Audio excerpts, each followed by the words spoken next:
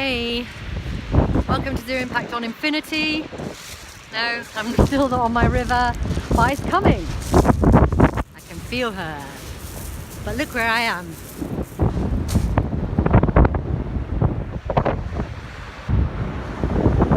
I was a sea baby long before I was a river baby.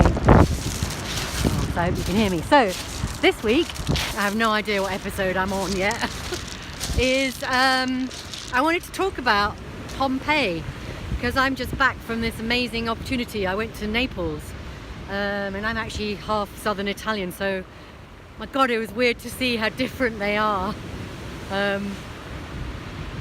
So full of life and cheekiness, and oh my God, if you haven't been to Naples, I really suggest you go. The food was, well, it was second to none. And I had my three favourite Italian things: calamari, pizza, which I have never had, obviously the best in the world, but the dough was something else. It was like a melt in your mouth dough, so I've never had that. And gelati, of course, gelato. So I had to go there for work, but I got the chance, because it was only for some meetings, I got the chance to go to Pompeii, which is on my bucket list. And I didn't have any idea. I had a perception of Pompeii. It was nothing that I thought it was going to be. First of all, I thought everybody died, and it's actually only about 10% of the 15 to 20,000 people they estimate died. Secondly, they didn't know it was a volcano because it was all covered in green. It was just a mountain, so it was a massive shock when it happened. Thirdly, I thought you went down to Pompeii and actually you go up. And finally, and this really freaked me out, right? Because it's AD 79, okay? So please try and bear that in mind.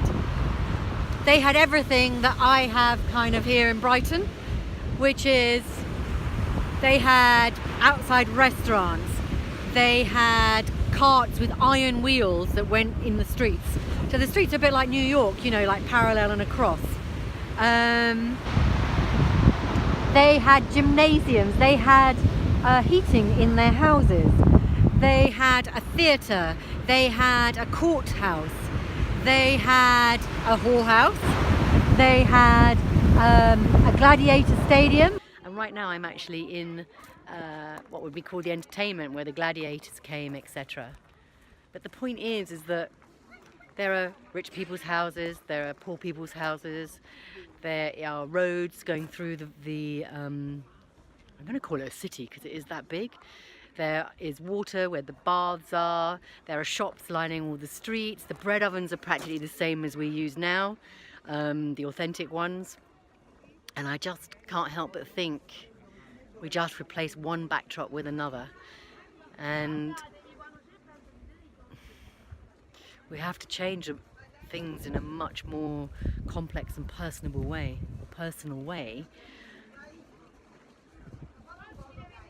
Otherwise we're just going round the same circle, just with a different backdrop. And I can't tell you how extraordinary it is to be here. Yeah, it's worth coming to see, because really we're just reproducing the same thing over and over again. Maybe that's okay. Maybe that's why we lead to our annihilation at the end of the day. Anyway, I hope you enjoyed this week's episode.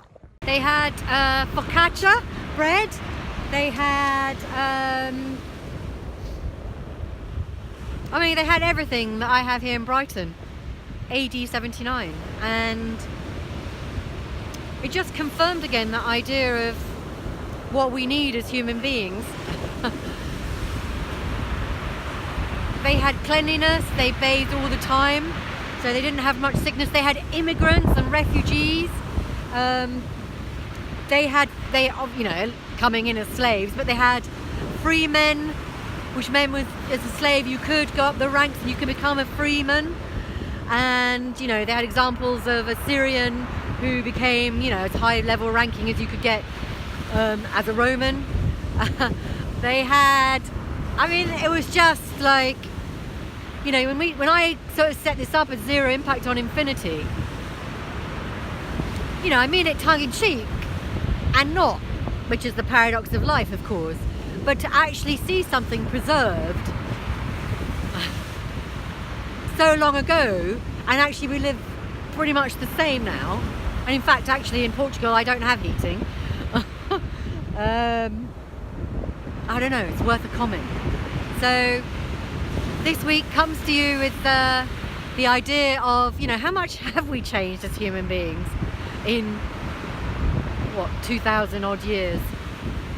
Because the backdrop's the same. Anyway, I leave that for you. All right, have a good week. Bye.